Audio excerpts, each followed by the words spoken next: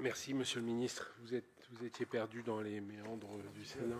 On vous enverra un plan pour la prochaine commission. Merci. Ceux qui veulent retirer leur veste, bien sûr, l'autorisent. À défaut, Didier Marie a montré la voie de la cravate, mais on va devoir la remettre tout à l'heure pour aller en séance. Donc, Monsieur le Ministre, mes chers collègues, nous accueillons ce midi donc Monsieur Benjamin Haddad, ministre délégué chargé de l'Europe, qui va nous rendre compte du Conseil européen qui s'est tenu le 26 juin, au lendemain du sommet de l'OTAN.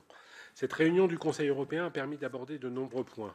Le 40e anniversaire de la signature de l'accord de Schengen a été célébré, tout comme les dates anniversaires de certains élargissements. Le Conseil européen rappelant à cette occasion l'investissement géostratégique dans la paix, la sécurité, la stabilité et la prospérité que représente l'élargissement.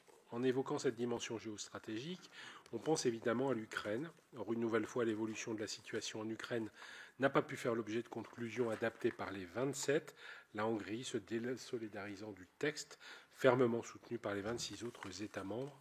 Je rappelle que 17 paquets de sanctions ont été adoptés à l'encontre de la Russie, qu'un 18e paquet visant plus particulièrement la flotte fantôme russe a été proposé, mais est à ce stade bloqué, compte tenu cette fois de la position de la Slovaquie et de la Hongrie. En revanche, la reconduction semestrielle des sanctions économiques a été approuvée. Le texte, fermement soutenu par les 26, évoque également les avoirs russes gelés, en indiquant qu'ils devraient rester immobilisés jusqu'à ce que la Russie cesse sa guerre d'agression contre l'Ukraine et indemnise celle-ci des dommages causés par cette guerre. Je serais heureux que vous puissiez préciser, Monsieur le Ministre, l'évolution des positions sur ce dossier qui est systématiquement évoqué de manière de plus en plus insistante lors de nos réunions de la COSAC. Les conclusions du Conseil européen adoptées par les 27 évoquent par ailleurs de très nombreux sujets, en commençant par le Moyen-Orient, le président de la République ayant eu des échanges avec le président des États-Unis en marge de la réunion du Conseil européen. Elles évoquent longuement les enjeux liés à la défense et à la sécurité européenne, en soulignant notamment les récents partenariats de sécurité et de défense conclus avec le Royaume-Uni et le Canada. Ce thème est évidemment central dans le contexte actuel et on ne peut qu'être frappé par les expressions divergentes concernant l'objectif de dépenses militaires porté à 5% du PIB, ouvertement contesté par l'Espagne. Peut-être pourrez-vous nous éclairer sur les équilibres entre les États membres sur cette question. Nous évoquerons par ailleurs demain les enjeux liés aux négociations sur la proposition de règlement EDIP avec François-Xavier Bellamy, l'un des rapporteurs du texte au Parlement européen, ce texte présentant un fort enjeu pour l'avenir de la base industrielle et technologique de défense européenne.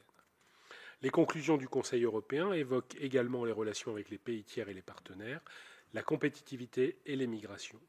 Le texte des conclusions invite les colégislateurs à poursuivre l'examen de la proposition de règlement sur les retours, qui ne nous paraît pas conforme au principe de subsidiarité, mais aussi le texte sur les pays d'origine dit sûrs, l'application du concept de pays tiers sûrs que nous examinerons à la rentrée.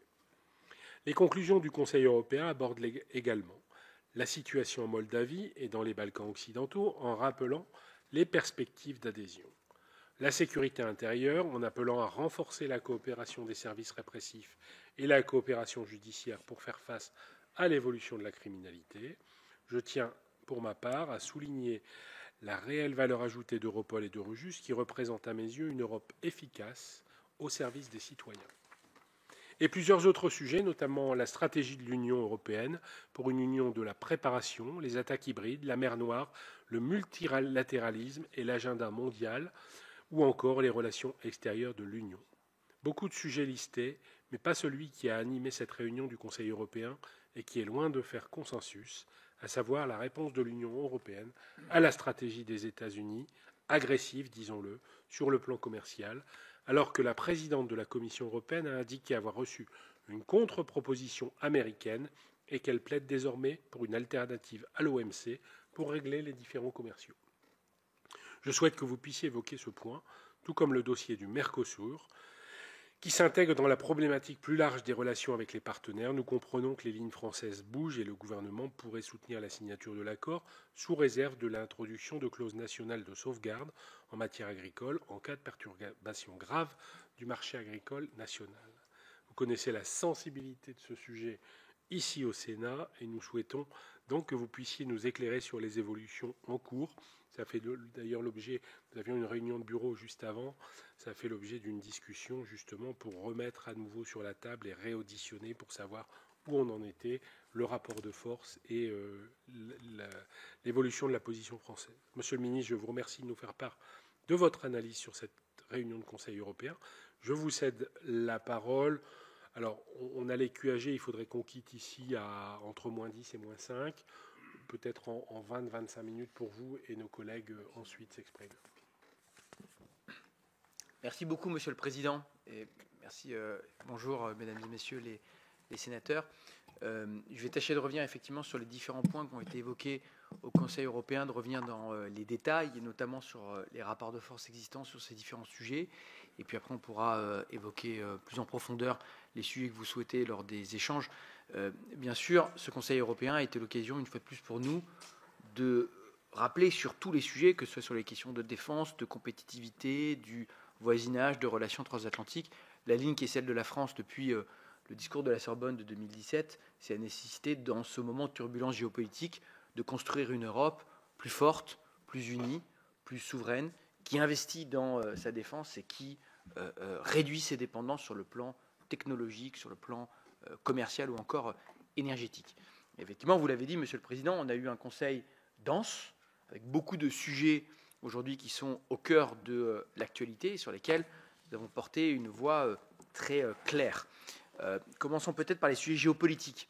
Sur l'Ukraine, on voit que la guerre d'agression de la Russie continue, avec une escalade vraiment violente sur le terrain au mois de juin, 43 morts à Kiev, juste dans les bombardements des dernières semaines, des visées toujours maximalistes de la part de la Russie quand il s'agit de parler de démilitarisation, de neutralisation de l'Ukraine, de renversement du gouvernement du président Zelensky, tandis que les Ukrainiens ont déjà accepté il y a plusieurs mois maintenant le principe d'un cessez-le-feu inconditionnel de 30 jours pour laisser la place à une négociation et à la diplomatie. Dans ce contexte, notre objectif, c'est de bien sûr faire augmenter la pression sur le régime de Vladimir Poutine pour le ramener à la table des négociations. Ça passe par, vous l'avez dit, Monsieur le Président, l'augmentation des sanctions. Alors, il y a le 17e paquet qui a été adopté. Les sanctions ont été renouvelées lors du 1er juillet. Il s'agit maintenant d'adopter le 18e paquet qui ira très loin, notamment pour cibler le secteur énergétique de la Russie, dont on sait qu'il continue d'être le carburant, sans mauvais jeu de mots, de l'effort de guerre de Vladimir Poutine et de continuer à abonder en ressources le budget militaire de la Russie. L'objectif de ce 18e paquet, c'est notamment de continuer les sanctions contre la flotte fantôme qui permet de contourner, de rabaisser de 60 à 45 dollars ce qu'on appelle le price cap, c'est-à-dire la limite maximale de prix du pétrole auquel la Russie peut exporter auprès de partenaires tierces, et de mettre fin totalement, de mettre un embargo à l'exportation de produits raffinés bruts de la part de la Russie. On doit toujours trouver un accord à 27 avec la Slovaquie et la Hongrie, qui lie ce sujet à un autre texte de la Commission européenne, qui est Repower EU, qui est le texte qui vise, là, dans l'horizon 2027, à réduire à zéro les importations européennes de gaz et de pétrole russe. Si je prends l'exemple slovaque, les Slovaques ont des contrats qui s'appellent take or pay, c'est-à-dire que même s'ils mettent fin à leur contrat avec Gazprom, ils devront continuer à payer. Ils estiment les dommages en termes de frais d'arbitrage qu'ils pourraient avoir à payer auprès de Gazprom de l'ordre de entre 15 et 20 milliards d'euros sur la période 2028-2034 qui seraient concernés par Repower. Et donc c'est l'objet de la discussion en ce moment entre la Slovaquie et la Commission.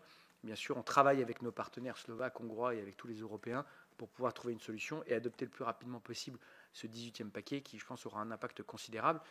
Cette conversation a lieu, vous le savez, en parallèle du travail qui est fait au Sénat américain avec le paquet proposé par Lindsey Graham, soutenu aujourd'hui par 80 sénateurs, démocrates comme républicains, qui là aussi imposerait des sanctions très dures, notamment des sanctions secondaires qui s'appliqueraient aux pays qui aident la Russie à contourner les sanctions. En parallèle de cet effort, on continue le soutien militaire et le soutien macroéconomique à l'Ukraine. Vous avez mentionné la question des avoirs gelés. Alors, comme vous le savez aujourd'hui, les intérêts, les profits d'aubaine, les intérêts qui sont générés par les avoirs gelés de la Russie en Europe servent de garantie à un emprunt de 50 milliards d'euros au niveau du G7, le prêt ERA, la part des Européens est de 18 milliards, qui sert à couvrir aussi bien les besoins économiques et les besoins militaires de l'Ukraine. Nous avons demandé, lors de ce Conseil européen, à accélérer le décaissement de ce prêt ERA. Je crois qu'à ce jour, on est à peu près à 7 milliards sur 18 milliards. Il faut maintenant aller plus vite pour pouvoir répondre aux besoins de l'Ukraine. Les avoirs gelés, aujourd'hui, il n'y a pas de consensus en Europe pour aller plus loin. Certains pays, je pense notamment à la Belgique, puisque aujourd'hui l'essentiel de ces avoirs sont chez Euroclear en Belgique, c'est très exposé en termes de précédents économiques que ça pourrait représenter si on allait, par exemple, jusqu'à la confiscation totale. Mais en attendant, c'est un levier de négociation, c'est un outil qu'on utilise dans le rapport de force avec la Russie, sur lequel aujourd'hui il n'y a pas de tabou. Mais en tout cas, aujourd'hui, la priorité, c'est vraiment l'accélération du décaissement du prêt ERA. Sur le Moyen-Orient, bien sûr, qui a fait l'objet de discussions, ça nous a permis de rappeler les lignes de la France, notamment sur la situation aujourd'hui à Gaza, c'est-à-dire la libération inconditionnelle des otages, le fait de laisser sans entrave accéder l'aide humanitaire à la population civile palestinienne de Gaza, le cessez-le-feu inconditionnel qui peut ensuite mener à la relance du dialogue politique régional qui pourra mener à deux États, qui est la seule solution politique durable pour régler le conflit. C'est l'objet, bien sûr, vous le savez, de l'initiative de la France avec l'Arabie Saoudite, d'une conférence internationale sur la reconnaissance mutuelle entre Israéliens et Palestiniens. Cette conférence devait avoir lieu à New York au mois de juin, c'était pendant l'épisode des bombardements de l'Iran.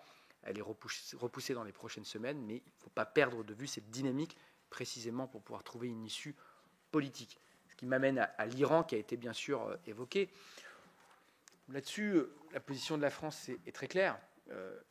Il faut déjà revenir aux fondamentaux. L'Iran ne peut pas et ne doit pas se doter d'une arme nucléaire. Et ça, c'est la position historique de la France, qui a toujours eu d'ailleurs un rôle pilote dans ces négociations depuis plus d'une vingtaine d'années aujourd'hui avec l'Iran, aux côtés de nos partenaires du E3, les Britanniques et les Allemands. Et la solution militaire, les bombardements, même s'ils dégradent peut-être profondément le programme nucléaire iranien, ne suffisent pas à créer un cadre durable de désarmement de l'Iran. Et c'est pour ça que nous travaillons avec nos partenaires européens, mais aussi, et vous avez pu le voir hier avec l'entretien du président de la République avec le président russe, avec nos partenaires du P5 et membres du traité de non-prolifération, nous travaillons à recréer ce cadre de sécurité durable par la négociation, qui passera notamment, et c'est très important, d'où d'ailleurs l'objet de l'échange entre le président de la République et le président russe, par des inspections de l'Agence internationale pour l'énergie atomique sur le terrain, un processus d'inspection extrêmement robuste. On a passé beaucoup de temps, bien sûr, dans ce Conseil, à évoquer les questions de compétitivité et d'économie. Et je sais que c'est très souvent l'objet de nos échanges avec la Commission. On a pu souvent parler de la nécessité de mettre en œuvre le rapport Draghi pour rattraper le décrochage économique, industriel et technologique du continent européen par rapport aux États-Unis. Cet effort de simplification sous l'impulsion de la France, mais aussi de l'Allemagne, et du nouveau chancelier Merz se poursuit. On a trouvé au Conseil un bon accord, notamment sur la CSRD et la CS3D, qui nous permet bien sûr de conserver ces textes qui sont importants, mais de les simplifier en réduisant le nombre d'indicateurs, en particulier qui pèsent sur les PME, et de relever le seuil du nombre de salariés d'entreprises qui sont concernés par ces textes. Cet effort de simplification doit se poursuivre dans d'autres domaines et sur d'autres textes européens. Le Conseil a aussi été l'occasion de rappeler à la Commission la nécessité maintenant de délivrer sur d'autres domaines. Je pense à l'unification du marché unique avec l'union des marchés de capitaux, la titrisation, le label européen, l'autorité de supervision, tout ce qui fera bien sûr les contours de l'union des marchés de capitaux. En ce qui concerne la défense, le président a eu l'occasion de l'évoquer notamment dans la conférence de presse qui a suivi le Conseil européen. Donc, on a finalisé la négociation du plan SAFE, 150 milliards d'euros d'emprunts de la Commission européenne auprès des États membres à des taux préférentiels pour pouvoir investir dans des projets de coopération industrielle. Donc, vous connaissez les critères d'éligibilité, pardon.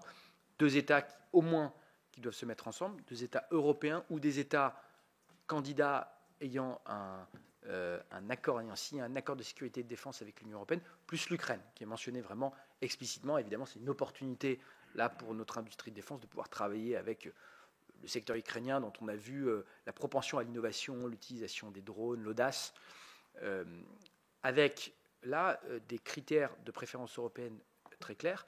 C'est très intéressant parce que, je parlerai après des DIP, mais c'est la première fois que dans un texte européen où on a de l'argent qui sera dépensé par les États membres, et pas par la Commission européenne, par les États membres, on a inclus des critères de préférence européenne. Ce qui nous montre bien que sur ce sujet, même si on voudrait tous autour de cette table que ça aille plus loin et qu'on se rapproche de 100% plutôt que de 105% dans la proportion de composants européens, sur ce sujet, les lignes bougent et nos partenaires commencent à comprendre la nécessité de réduire leur dépendance sur l'usage, sur la maîtrise du savoir-faire technologique, sur la maîtrise des exportations.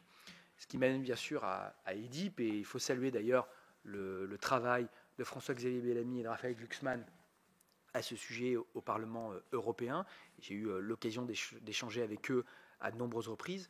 Il y a aujourd'hui une proposition du Parlement européen qui est plus ambitieuse, si on se dit les choses franchement, que celle du Conseil, qui relève à 70% la part de composants européens.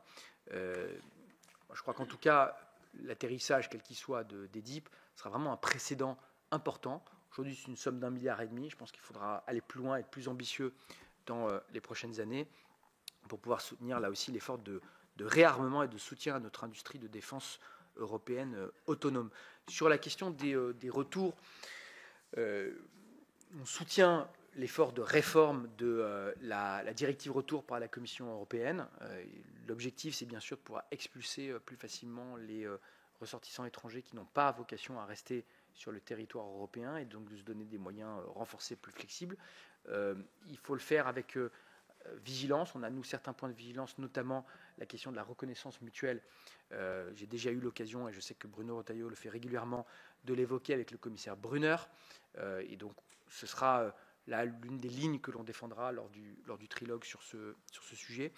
Mais il est important que l'Union européenne renforce ces instruments de lutte contre l'immigration illégale, de maîtrise de ses frontières. Ça passe par le règlement retour, ça passe aussi par le renforcement des outils externes, que ce soit la conditionnalité, sur les visas, sur l'aide au développement ou encore sur les accords commerciaux.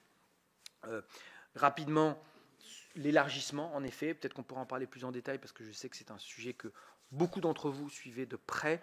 L'élargissement a été évoqué avec la situation dans les Balkans, la nécessité d'avancer pour des pays qui font les efforts de réforme aujourd'hui, comme l'Albanie et le Monténégro, et de garder vraiment un œil très vigilant sur les crises potentielles dans la région. On en parlait avec la sénatrice Marta Tsidrack et les sénateurs impliqués à ce sujet la semaine dernière. Je serai moi-même en Bosnie-Herzégovine pour la commémoration des 30 ans du génocide de Srebrenica le 11 juillet, qui sera l'occasion là de rappeler de façon très claire les positions de la France sur l'intégrité territoriale de la Bosnie, le respect de l'héritage des accords de Dayton et de l'ordre constitutionnel de la Bosnie face aux menaces sécessionnistes de M. Dodik. C'est un travail sur lequel la France est particulièrement en pointe. On a organisé nous-mêmes les derniers quints avec les partenaires européens sur ce sujet. Je crois que c'est important de continuer à envoyer un message très clair à la région et de l'envoyer aussi d'ailleurs aux pays dont les autorités aujourd'hui font malheureusement preuve d'une dérive illibérale dans l'autre sens. Je pense notamment à la Géorgie. On a eu l'occasion hier d'avoir une réunion avec mon collègue britannique et un certain nombre de pays européens pour là aussi dénoncer la dérive illibérale et anti-européenne du rêve géorgien. Il y a eu ces derniers jours plusieurs arrestations, plusieurs condamnations de dirigeants de l'opposition suite aux manifestations contre l'élection qui a été de toute évidence tronquée lors de la dernière élection géorgienne. C'était les conclusions des rapports de l'OCDE ou encore du Parlement européen. Je crois qu'il ne faut pas abandonner la population pro-européenne dans son immense majorité de la Géorgie. Et j'envisage moi-même, avec mes collègues du Triangle de Weimar, de me rendre en Géorgie dans les prochaines semaines pour pouvoir faire entendre ce message de façon très claire. Oui, et ça, je pense que c'est très important, effectivement, de maintenir le dialogue avec Salomé Zourabichvili, l'ancienne présidente, qui montre un très grand courage, je pense, dans cette situation, et montrer que les autorités actuelles ne peuvent pas espérer continuer le processus européen et en même temps prendre un chemin qui est différent de celui de nos valeurs. Je termine sur peut-être Mercosur et sur droit de douane. Sur Mercosur, le président avait eu l'occasion de le rappeler. Notre ligne n'a jamais bougé.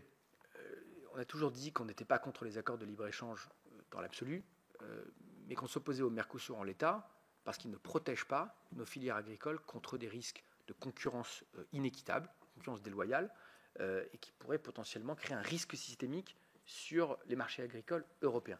Et aujourd'hui, dans l'accord du Mercosur, la clause de sauvegarde est inopérante. C'est-à-dire que le seuil de déclenchement est beaucoup trop élevé pour qu'un seul pays ou sur une seule filière, on puisse le déclencher. Dans des cas, par exemple, comme l'Ukraine, où on était passé à des sortes d'accords de libre-échange, les ATM, ces dernières années au lendemain de la guerre, on a pu, avec la crise agricole, sous l'impulsion de la France et de la Pologne, intégrer une clause de sauvegarde qui précisément met un frein aux importations quand ils déstabilisent nos filières. Ça a fonctionné. Donc l'objectif, c'est là de dire de façon très claire, si on veut pouvoir signer un accord comme celui du Mercosur, il faut qu'il y ait de façon très claire un protocole additionnel avec une clause de sauvegarde qui protège nos filières et un renforcement substantiel des contrôles sanitaires et phytosanitaires sur les produits qui rentrent en Europe. Et des contrôles avec des forces qui pourraient aller sur place. Et ça, d'ailleurs, c'est pour le Mercosur, mais sur tous les accords de libre-échange ou encore sur le mécanisme d'ajustement carbone aux frontières. Le commissaire Varelli fait un travail intéressant sur ce sujet. Nous, on le soutient dans cet effort. Et donc, ça, c'est la voie que l'on porte. Je voudrais quand même souligner ce sujet du Mercosur, parce qu'on nous a beaucoup dit, il y a quelques mois, que la France était isolée, qu'on se retrouverait seul.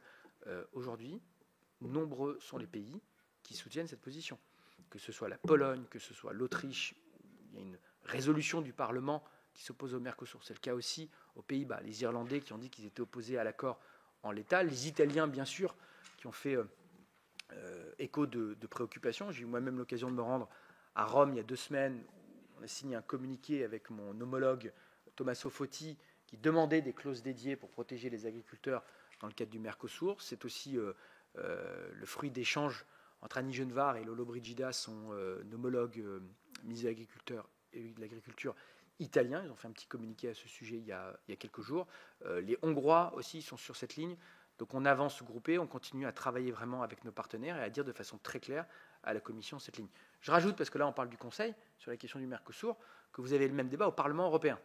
Au Parlement européen, il y a quelques semaines, plusieurs amendements, notamment un amendement qui faisait état de préoccupations sur le Mercosur en ce qui concerne l'agriculture, a été adopté par le Parlement européen. Donc ça aussi, la Commission européenne devra l'avoir en tête si elle veut se précipiter avec un accord qui ne protège pas nos filières.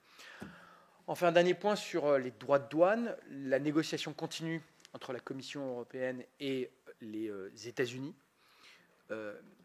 C'est un test de crédibilité géopolitique pour l'Union européenne, au-delà simplement de la dimension purement économique, de regarder quel type de secteur peut être frappé. L'objectif, il est partagé par tous les pays européens. C'est de trouver une voie de désescalade et d'éviter une guerre protectionniste et, le cas échéant, de pouvoir revenir à zéro. Mais disons les choses très clairement, on ne peut pas accepter une situation asymétrique.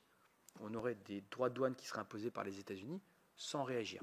La Commission européenne a fait le choix, dans le cadre de ces négociations, de ne pas activer les premières contre-mesures qui avaient été votées, notamment les 20 milliards de réactions au paquet sur l'acier et l'aluminium. Je ne sais pas si c'était a posteriori une bonne idée, c'est le choix qui a été fait par la Commission européenne, y compris quand les Américains ont choisi de passer de 25 à 50%. Bon. Mais maintenant, on a une échéance, le 9 juillet.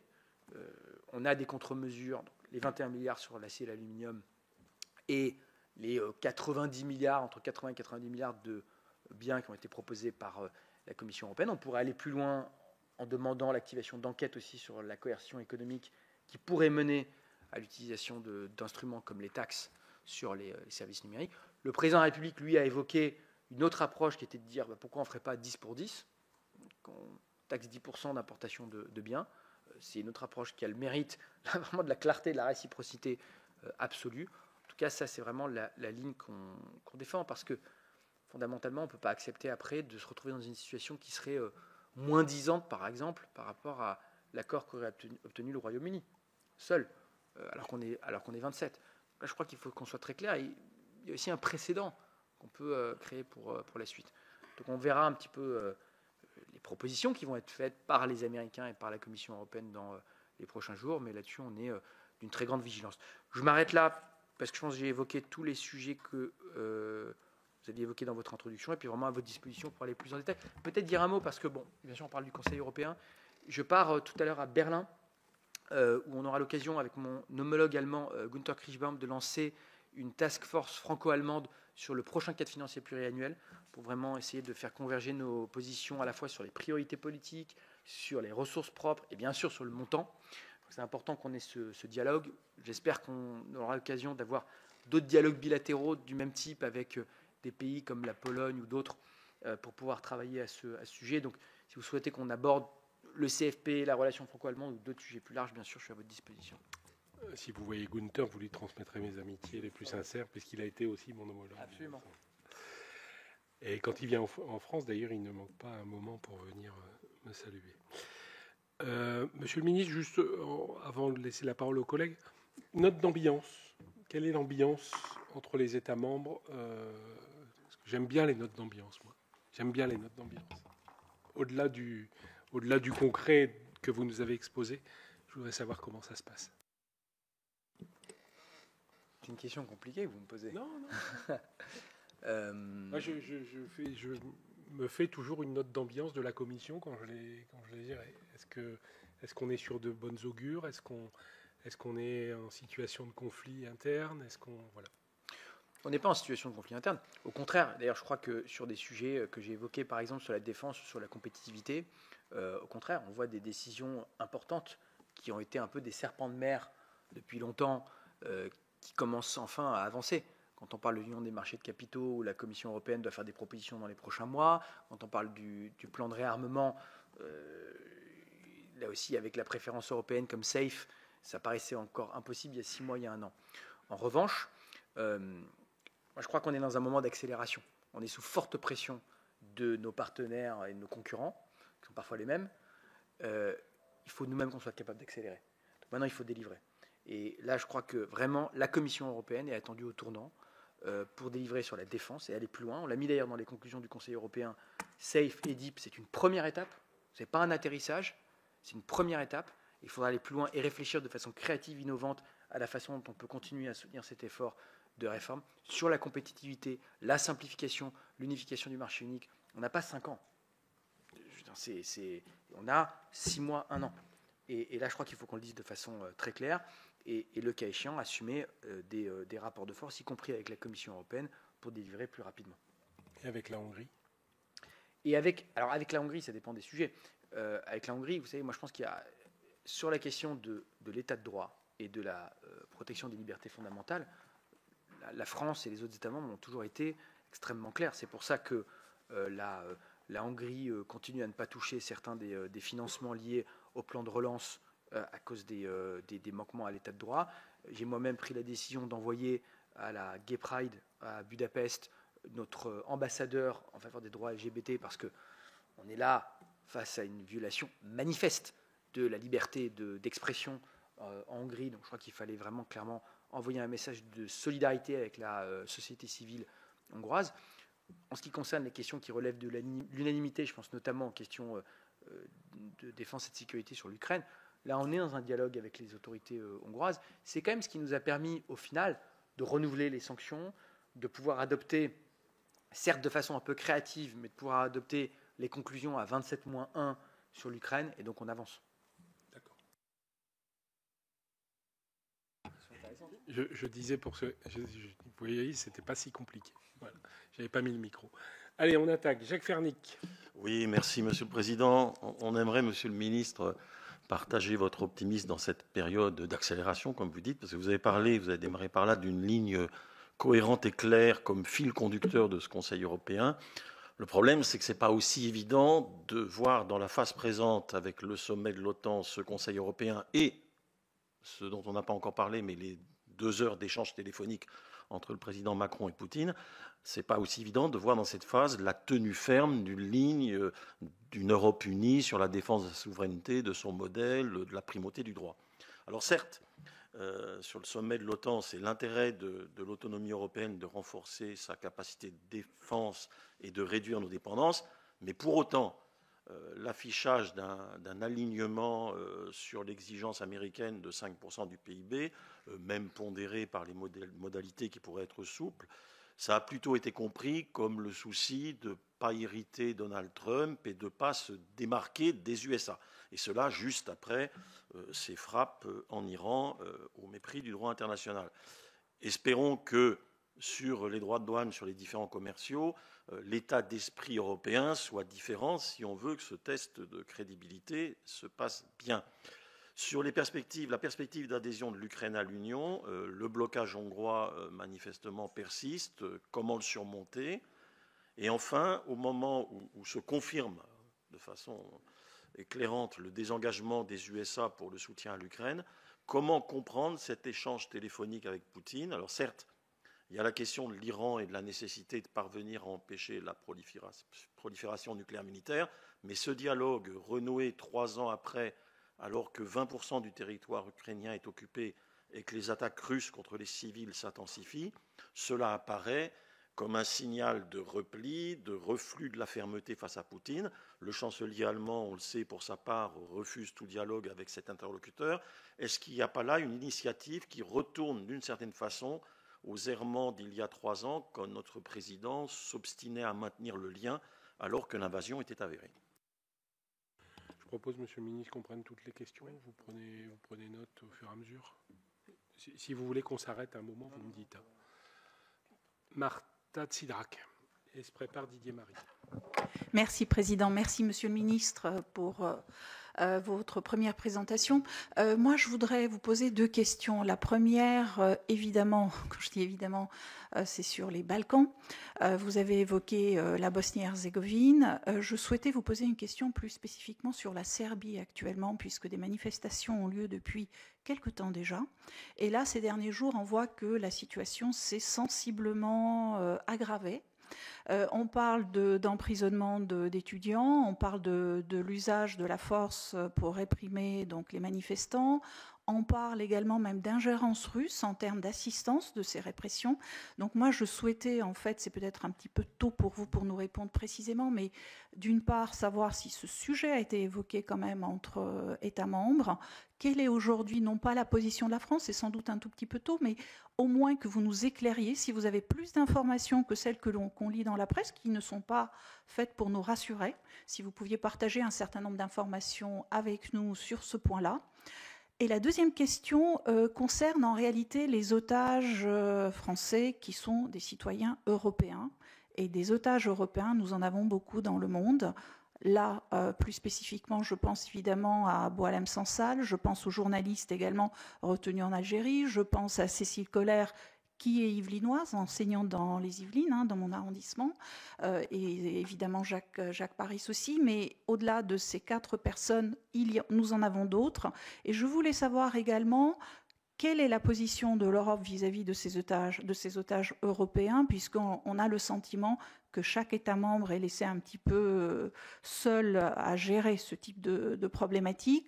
Lorsque la délégation s'était déplacée à Bruxelles, on avait posé la question au cabinet de Mme Kaja Kallas, qui disait écoutez, c'est vrai, on n'a pas de demande des États membres pour être soutenus dans une démarche éventuellement européenne, mais nous serions assez ouverts à cela. Donc je voulais avoir votre sentiment sur ce point qui, pour moi, est important. Je vous remercie. Merci Martha. Didier Marie se prépare Louis Vogel. Merci Monsieur le Président, merci Monsieur le Ministre pour votre intervention liminaire. Je souscris à votre optimisme et en même temps je voudrais vous faire part de quelques inquiétudes. Vous avez évoqué l'accord qui est en négociation entre l'Union européenne et les États-Unis et qui devrait aboutir le 9 juillet prochain, c'est-à-dire dans quelques jours.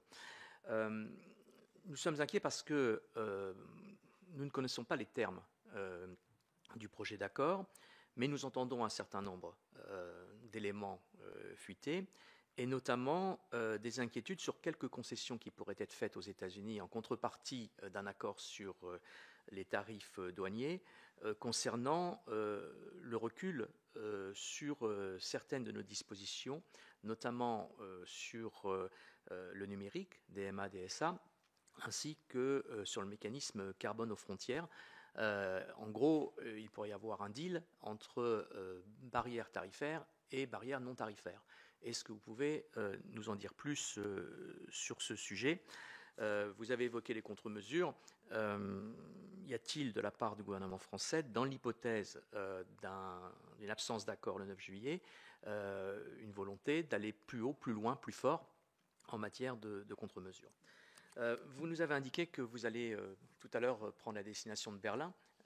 C'est une excellente chose, mais on peut se demander si ce n'est pas un peu tardif après les prises de position de l'Allemagne et de son chancelier, qui ont officiellement soutenu les propositions annoncées par la Commission sur le CFP, à savoir pas d'augmentation du volume du budget européen, une demande de maintien de son rabais avec une ristourne supplémentaire, le soutien au principe argent contre la réforme structurelle et la possibilité pour les États membres de réaffecter librement les fonds obtenus entre programmes, ce qui contrevient au principe même des politiques et du programme européen.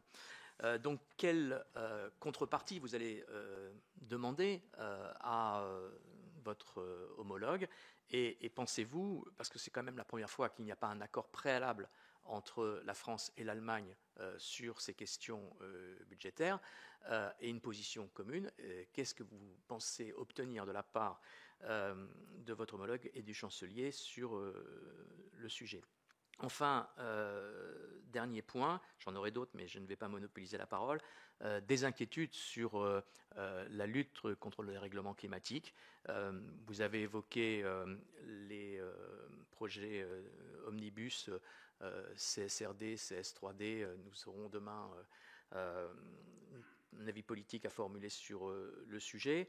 On a compris que la Commission allait remettre en cause la directive sur les allégations environnementales. La France ne s'est pas exprimée sur le sujet. La cible climatique 2040, la cible intermédiaire, semble poser problème. Et, in fine, la directive déforestation a été bloquée au Parlement européen par une objection qui a été votée. Sur toutes ces questions, pouvez-vous nous dire que la France va pousser pour poursuivre la lutte en faveur du climat, ou est-ce que les forces contraires sont telles que nous n'allons pas pouvoir le faire ? Oui, Vogel. Oui, merci, Monsieur le ministre, de vos retours après ce conseil. Vous avez dit que les questions de compétitivité avaient été au cœur des débats. Je voudrais revenir sur les suites des rapports Draghi et l'État que vous avez évoqués rapidement, sur le double terrain du marché unique et de la concurrence. Alors, en ce qui concerne le rapport l'État, il a insisté sur ce qu'il a appelé la complexité décourageante des 27 législations différentes qui empêchaient véritablement les entreprises de croître dans un vrai marché unique. Dans ce contexte, le Code européen des affaires pourrait-il être une voie de sortie, un instrument de simplification, et où en sommes-nous dans les discussions autour de ce code ? Deuxième question, le rapport Draghi, lui, a insisté sur un autre aspect, sur une autre faiblesse de l'Union européenne, qui est due cette fois-ci à notre politique de concurrence, et a souhaité la naissance de vrais champions européens dans tous les domaines. Je pense par exemple dans le domaine bancaire. JP Morgan pèse autant en bourse que les 10 premières banques européennes ensemble.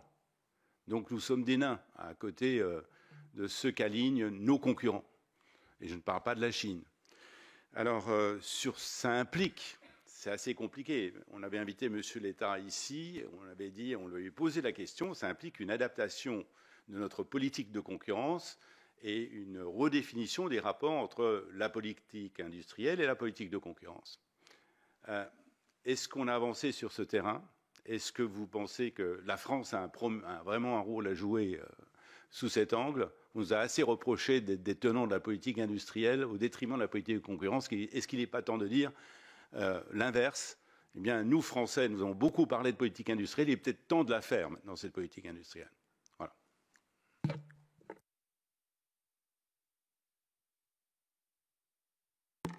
Merci. Pour commencer avec les questions du sénateur Fernic.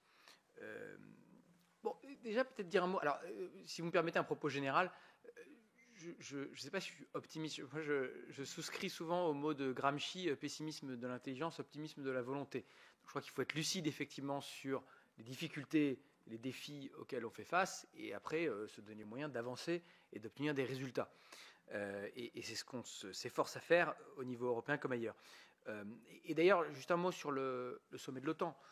Si on augmente nos budgets de défense, c'est pas parce que d'autres nous le demandent, mais c'est parce qu'on fait face à un environnement plus conflictuel, plus dangereux, la menace russe à nos portes, l'instabilité, le terrorisme qui continue de menacer, et bien sûr les questions qui se posent sur la garantie de sécurité américaine, au-delà même de l'administration, bien sûr, de Donald Trump. Sur les 2 mandats d'Emmanuel Macron, on aura doublé le budget de défense de la France. Nos partenaires sont aussi en train de réarmer depuis quelques années, tant mieux, on devra continuer de le faire, c'est un effort générationnel. En ce qui concerne la question du blocage hongrois sur l'élargissement, j'aurais dû d'ailleurs l'évoquer dans mon introduction, ça c'est vrai que c'est très problématique. On soutient, nous, bien sûr, la suite du processus d'élargissement de l'Ukraine, qui continue, malgré les bombardements, de se réformer, d'avancer. Il faudra peut-être réfléchir à des façons d'avancer, en tout cas dans le dialogue entre la Commission et les Ukrainiens pour les réformes, même sans formellement ouvrir de conférences intergouvernementales ou sans ouvrir les chapitres, mais en tout cas de continuer ce travail jusqu'à ce que le blocage hongrois puisse être levé. Moi, je n'exclurais pas à un moment qu'on puisse réfléchir à des façons peut-être de mettre plus de souplesse aussi dans ce processus d'élargissement. Je pense par exemple à une idée qui est proposée par plusieurs pays européens aujourd'hui, il y a une majorité qui est de passer les étapes intermédiaires, pas à l'adhésion finale, mais les étapes intermédiaires à la majorité qualifiée. Maintenant, pour être franc, ça demande quand même de toute façon un vote à l'unanimité pour faire le passage à la majorité qualifiée, donc il y a quand même ce blocage initial. Mais en tout cas, on doit pouvoir continuer d'accompagner, de financer, de soutenir l'Ukraine dans son effort de réforme et maintenir la pression sur les Hongrois pour pouvoir lever ce blocage à l'élargissement. En ce qui concerne les questions de la sénatrice Marta de Sidrac, sur la question de la Serbie, sur la Serbie comme sur les autres pays candidats, la position est toujours très claire, qui est que le respect de l'état de droit, de la liberté de manifester, de la liberté d'expression et des oppositions est une condition sine qua non du processus d'élargissement. Donc nous, on suit avec attention, bien sûr, la situation en Serbie. J'ai eu l'occasion d'ailleurs d'échanger à ce sujet avec le ministre des Affaires étrangères serbe en marge d'une conférence en Italie la semaine dernière. Donc on verra la façon dont la situation évolue. On a toujours ce dialogue permanent avec les autorités serbes. On soutient la Serbie dans son aspiration européenne, tout en regardant effectivement avec attention la situation sur le terrain. Et sur la question des otages, et vous avez raison de rappeler le sort de Boualem Sansal, qui a été condamné de façon absolument inacceptable, plus de 10 ans de prison récemment. Cécile Collère et Jacques Paris, et je souligne d'ailleurs que, comme vous le savez, ils ont eu droit à une visite consulaire hier, qui a permis aussi de confirmer le fait qu'ils n'avaient pas été blessés lors des frappes israéliennes de la prison d'Evin. C'est vrai que c'est souvent un sujet pour nous comme pour nos partenaires européens quand ils font face à ce même type de sujet qui reste de l'ordre de la souveraineté nationale, même si, en réalité, sans rentrer dans les détails, on a quand même souvent des intermédiaires. On peut avoir, sur certains de ces cas, certains pays qui offrent de pouvoir eux-mêmes faire passer des messages aux autres pays. Et donc, on est quand même en lien avec nos partenaires européens, précisément pour pouvoir obtenir la libération de tous nos ressortissants. Et ça fait partie vraiment de nos efforts diplomatiques. Sur les questions de Didier Marie, qu'on soit très clair, le DMA, DSA ne font pas partie aujourd'hui de la négociation. La présidente de la Commission, d'ailleurs, avait été très claire là-dessus. Nous l'avions été aussi. On a un état de droit européen, donc il ne s'agit pas de remettre en cause sous pression extérieure l'état de droit européen, en particulier la régulation du numérique. Et au contraire, vous voyez bien d'ailleurs que la France porte maintenant une ambition encore plus haute sur ces sujets, puisque le président a eu l'occasion de le dire au Conseil européen. On va maintenant travailler avec nos partenaires pour interdire l'accès aux réseaux sociaux au moins de 15 ans. Essayer de le faire d'abord au niveau européen, puis sinon on le fera au niveau national.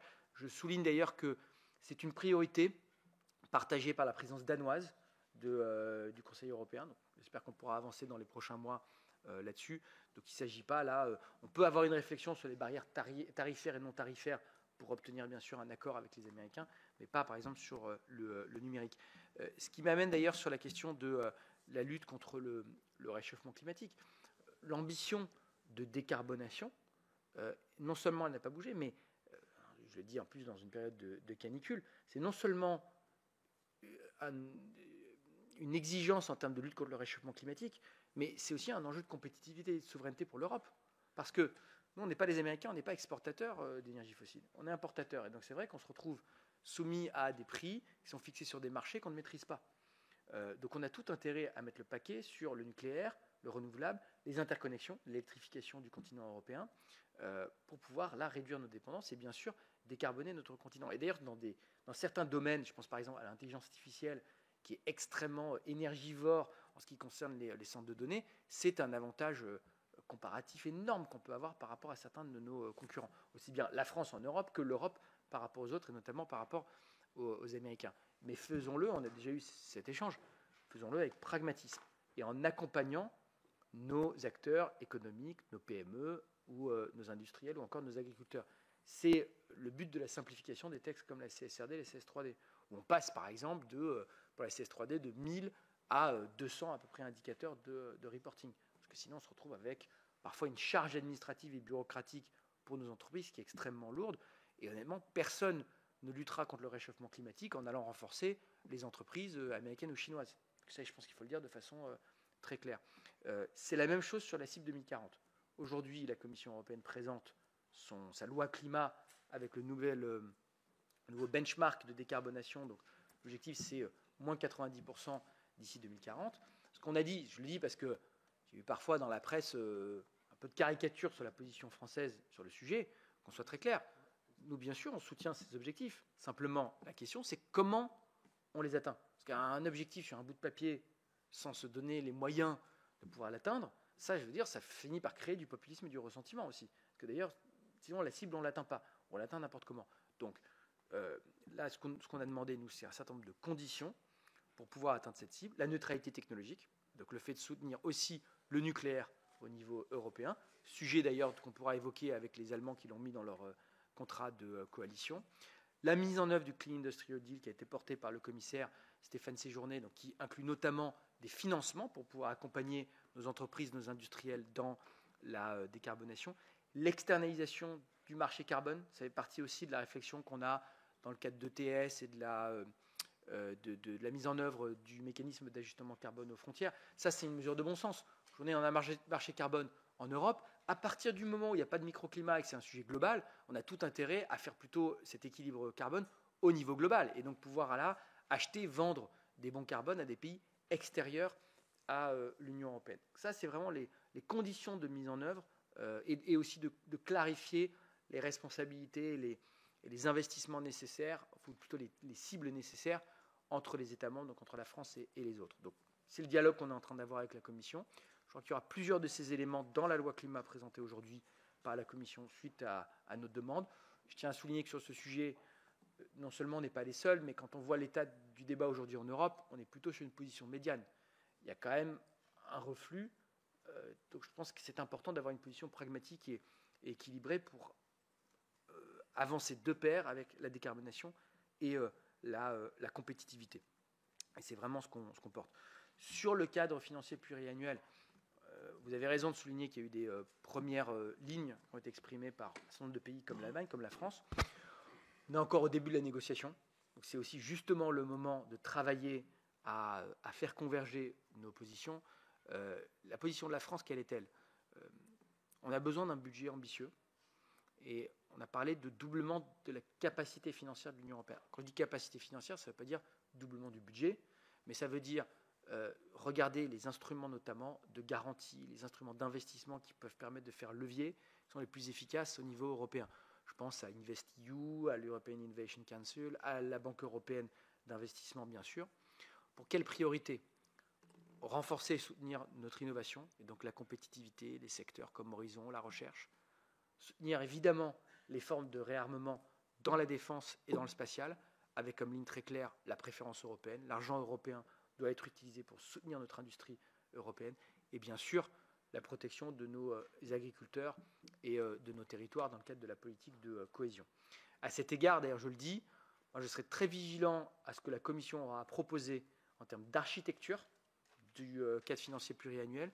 J'ai eu l'occasion de le dire au commissaire Piotr Serafin quand il est venu en France. On aura d'ailleurs un Conseil Affaires Générales 2 jours après la première proposition du Conseil. Donc la proposition, c'est le 16 juillet. On aura le Conseil Affaires Générales le 18 juillet. Attention, on est tous d'accord pour dire que le budget européen doit être plus flexible, qu'il doit être plus agile, qu'il doit être plus réactif aux crises. On a été les premiers à le dire. Attention à un système où on pourrait, au nez et à la barbe des priorités des États membres, pouvoir faire passer d'une enveloppe à une autre, fondre la PAC au sein d'un grand ensemble avec la cohésion. Donc voilà, la flexibilité c'est bien, mais il y a les prérogatives des États membres, les priorités politiques qui seront exprimées lors de la négociation au Conseil. Et moi, je serai extrêmement attentif à cela dans la négociation qui va s'engager à ce sujet. Enfin, sur les questions de Louis Vogel, déjà peut-être un petit mot, parce que quand je parlais tout à l'heure d'accélération et d'exigence qu'on doit avoir vis-à-vis de la Commission sur le rapport Draghi, si on se dit les choses, le rapport Draghi il a été publié il y a 1 an, on n'a pas beaucoup avancé dans la mise en œuvre. Donc voilà, donc c'est là qu'effectivement il faut qu'on accélère. Moi je suis très partisan de la proposition d'Enrico Letta sur alors les différents noms, le Code européen, droit des affaires, la société européenne simplifiée, le 28e régime de droit des affaires. J'aurai l'occasion de faire intervenir Enrico Letta et les juristes du groupe Henri Capitan qui ont travaillé précisément sur un code de commerce européen devant le Conseil Affaires Générales bientôt. On l'a aussi inscrit d'ailleurs dans les conclusions du Conseil européen. La Commission doit faire bientôt une proposition, j'en ai parlé avec le commissaire Magraff qui s'occupe de ce sujet, sur le 28e régime, plus ambitieuse d'ailleurs que la proposition initiale, parce que si vous regardez la boussole de compétitivité, au départ, on parlait de 28e régime uniquement pour ce qu'ils appelaient les sociétés européennes innovantes, c'est-à-dire pour les start-up. Je ne vois pas l'intérêt de créer une nouvelle usine à gaz avec des nouveaux effets de seuil. Je pense que toutes les entreprises qui le souhaitent, qui veulent pouvoir dire « j'opte pour un régime européen qui me permet d'investir et de me développer et d'exporter au niveau européen », doivent pouvoir le faire. Mais ça, je pense que vraiment, la formule de Draghi, vous savez, de dire « on a des tarifs qui nous sont imposés par les États-Unis, mais en fait, on s'impose des tarifs à nous-mêmes », là, ça, c'est une des façons d'y répondre. Donc, je crois que c'est une belle idée européenne, en plus, qu'on doit pouvoir porter dans les prochains mois. Deuxième pilier, la politique de concurrence, c'est un peu le parent pauvre du débat en ce moment. On parle de simplification, on parle d'investissement, on parle de marché unique, on ne parle pas beaucoup de politique de concurrence. Et je pense que là-dessus, la commissaire, d'ailleurs, doit s'en emparer peut-être un peu plus. Il y a une révision de la politique de concurrence en ce moment qui est menée par la Commission. Elle a élargi le débat à la fois aux entreprises, à l'industrie et aux États membres. Oui, bien sûr qu'il faut qu'on réforme, déjà pour s'interroger sur les marchés pertinents. Est-ce que le marché pertinent aujourd'hui, vous connaissez bien ça, c'est le marché européen, ou est-ce qu'au contraire, on n'a pas intérêt à inclure une dimension globale quand on doit faire des fusions-acquisitions pour pouvoir concurrencer les Américains et les Chinois sur des secteurs comme la banque, les télécoms, l'industrie, etc. Et on se rappelle à cet égard d'épisodes bien connus dans le débat public français qui ont été catastrophiques pour notre industrie. Je pense qu'on pourrait aussi réfléchir, c'est le cas en France, si je ne dis pas de bêtises, dans le cadre de notre politique de concurrence, à une clause aussi d'autonomie stratégique et de souveraineté, pouvoir le cas échéant aussi dire, là on doit pouvoir laisser soit interdire des acquisitions étrangères, soit laisser des fusions se faire au niveau européen, au nom précisément du renforcement de notre autonomie stratégique. Donc on n'est pas uniquement dans une logique de marché, de prix, de protection du consommateur, mais aussi dans une logique de souveraineté au niveau européen. Ça, je crois que c'est une réflexion qu'il faut qu'on puisse avoir au niveau de la concurrence. Là où le débat évolue, et et le commissaire séjourné a des propositions sur le sujet, c'est sur la question des aides d'État, où on voit par exemple le bon fonctionnement des PIEC. Vous le savez, là je pense que c'est un instrument qu'il faut renforcer, simplifier aussi, mais pour renforcer, et pourquoi pas l'élargir aussi à d'autres domaines. Ça fait partie des propositions que fera la Commission dans les prochaines semaines. Allez, encore 2 questions avant de rejoindre l'hémicycle. En attendant vos réponses, Catherine Morin-Desailly et Vincent Louot. Merci, Monsieur le Président. Monsieur le Ministre, je voudrais rebondir sur le nécessaire réarmement dont vous avez parlé dans votre propos. Est-ce que vous y associez la cyber, c'est-à-dire en réalité un plan d'action qui viserait à nous affranchir de nos dépendances technologiques devenues extrêmement dangereuses. Nous avons eu l'occasion de nous exprimer avec le président Rapin sur ce sujet à Varsovie il y a quelques jours où nous parlions cyber-résilience, influence étrangère et le besoin absolu, et ça fait partie des armes de défense, de miser sur une politique industrielle dédiée. Alors pour ce faire, vous avez raison, il faut revoir nos règles de concurrence, il faut revoir les règles de la commande publique. D'ailleurs, au Sénat, nous terminons une commission d'enquête sur la commande publique. Je ne peux pas en dévoiler les conclusions, mais nous voyons bien qu'à chaque fois, on nous répond « Ah ben oui, c'est une question de prix ». Donc, je vous rejoins, vous avez tout à fait raison de parler peut-être d'introduire des clauses d'autonomie stratégique et de souveraineté, de ne pas voir les commandes qu'à l'aune des prix, sinon on n'y arrivera jamais. Je voulais du coup, à la faveur de ce commentaire, insister sur le fait que, encore une fois, je ne sais pas si ça a été un sujet très développé au niveau du Conseil européen, mais quand nous étions à la COSAC à Varsovie, très peu parlait de nécessaire investissement dans l'innovation, dans les nouvelles technologies. Et je pense que c'est un point extrêmement fort. Quand vous évoquez les projets visant à mettre un âge pour l'accès aux réseaux sociaux limité à 15 ans, c'est bien la régulation. D'ailleurs, demain, on débattra de ça au sein de notre commission, mais il faut aussi des outils dédiés, des outils technologiques, des solutions vertueuses, des services et des plateformes qui soient bâtis sur un autre modèle. Et à l'heure de l'IA, je pense qu'il faut réfléchir à ces sujets. Donc, est-ce que ce sont des questions que vous avez abordées, vous abordez avec vos collègues, parce qu'on est vraiment à la croisée de chemin, je pense, aujourd'hui, sur ces questions. Oui, merci Monsieur le Président, Monsieur le Ministre. Alors les agriculteurs sont bien sûr d'accord de participer à l'aide pour l'Ukraine, à comprendre l'embargo et les taxes sur les engrais russes, mais avez-vous bien conscience de l'impact pour l'agriculture française et notamment les céréaliers, baisse de 20% des cours qui étaient à l'équilibre au niveau européen, c'est aujourd'hui la réalité. Et puis une augmentation du prix de l'engrais qui représente 30% du coût de production des céréales en Europe. Et tout ça, c'est vraiment une très mauvaise histoire qui va finir par être racontée sur un budget de la PAC qui est à l'équivalence depuis une quinzaine d'années, qui n'a pas évolué, et sur un décrochage total des exploitations céréalières. Donc oui pour l'aide, mais pas sur le dos des agriculteurs. Est-ce que tout le monde a bien conscience de ça au niveau européen ?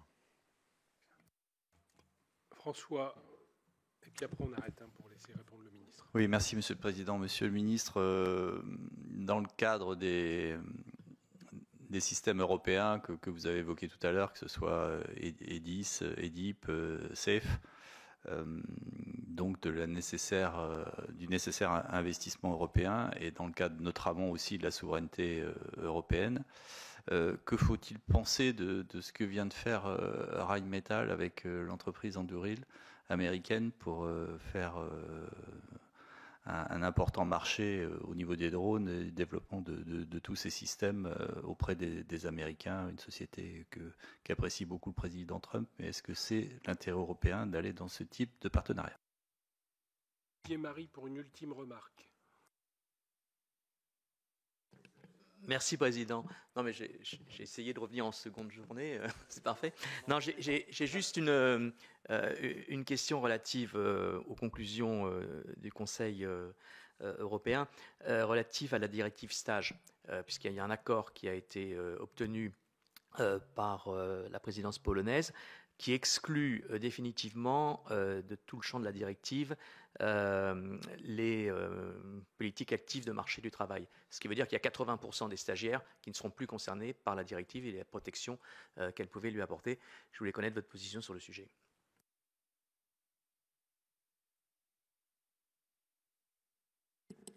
Merci. Oui, pardon.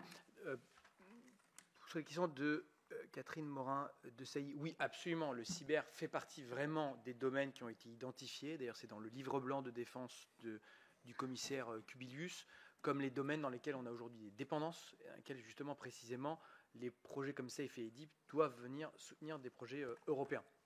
Les cyber, les drones, les capacités de frappe en profondeur. On oublie toujours quand même, et c'est un enjeu de souveraineté très important dans le débat, le spatial. Quand on pense à la recapitalisation de Telsat pour les satellites d'orbite basse ou encore le déploiement d'Iris au carré, c'est vraiment aussi un enjeu de souveraineté fondamental, mais absolument pour le cyber. À la fois pour le cyber dans sa dimension, je dirais vraiment militaire, lutte contre, protection de nos infrastructures, et bien sûr lutte contre la désinformation, vous l'avez mentionné.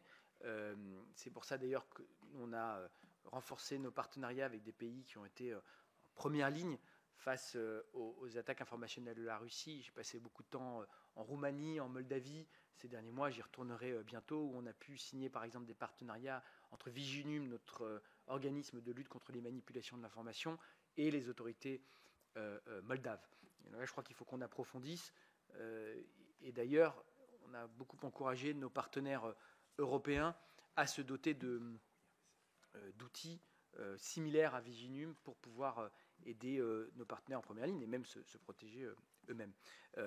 Moi, je suis parfaitement d'accord avec ce que vous avez dit sur l'innovation.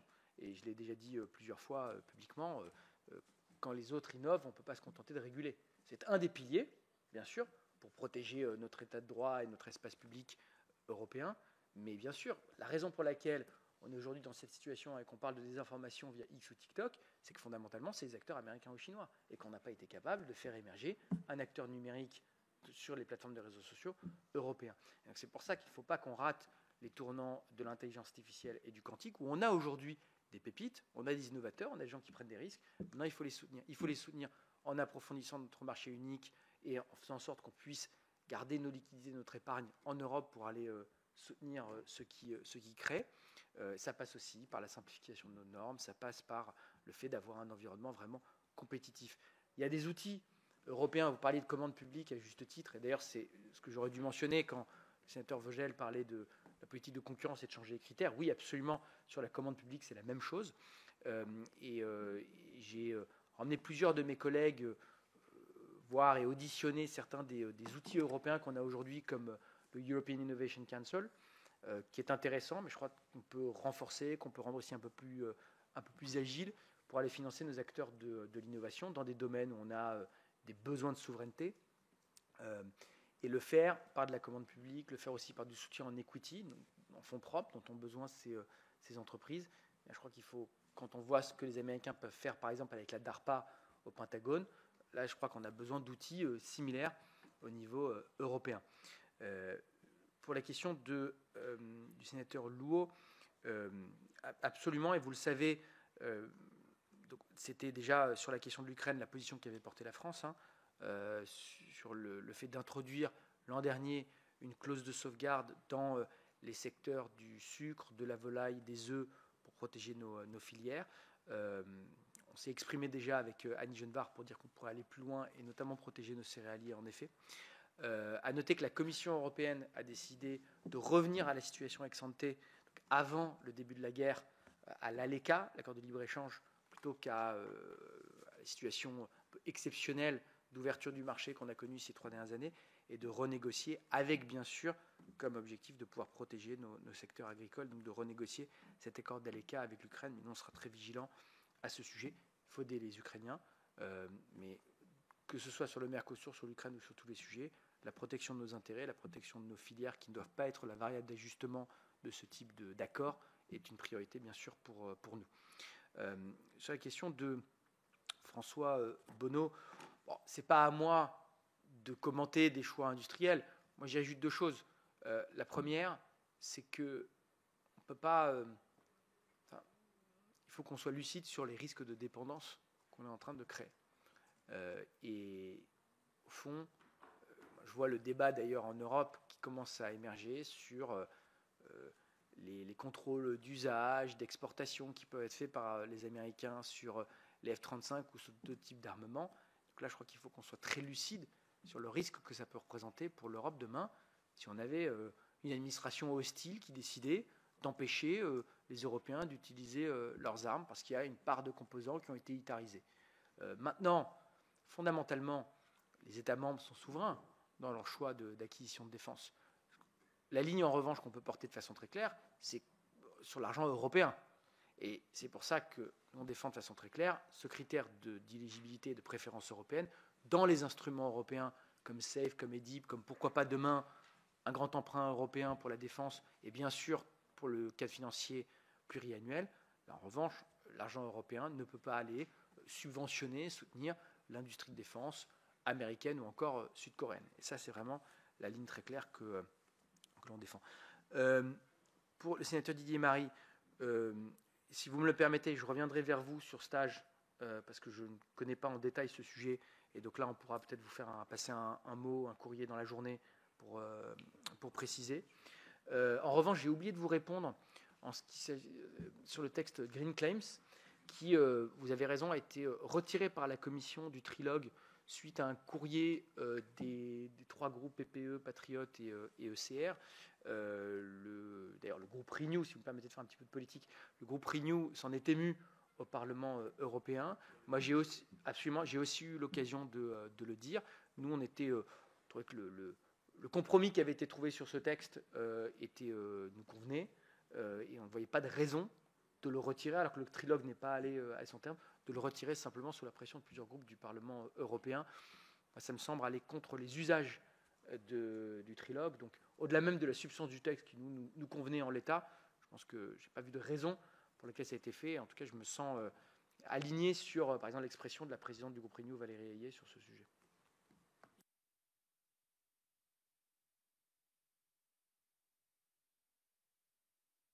C'est bon ?